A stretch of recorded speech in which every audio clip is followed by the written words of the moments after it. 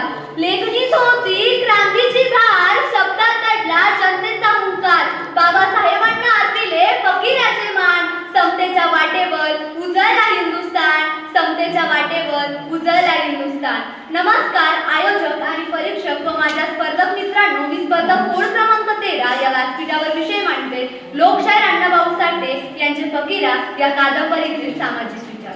फकीरा ही कादंबरी 1949 मध्ये प्रकाशित झाली असून तिला 1961 मध्ये महाराष्ट्र शासनाचा उत्कृष्ट कादंबरीचा पुरस्कार मिळाला. या कादंबरीत अन्याय, शोषण, विषम आणि सामाजिक व्यवस्थेविरुद्ध उभ्या राहिलेल्या संघर्ष नायकाचे प्रभावी चित्रण केले आहे.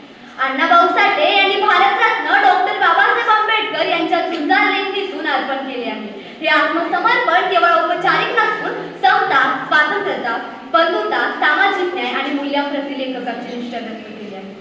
विविध विश्वसनीय स्रोतांमध्ये फकीरा ही कादंबरी डॉक्टर बाबासाहेब आंबेडकरांना समर्पित असल्याची नोंद आहे.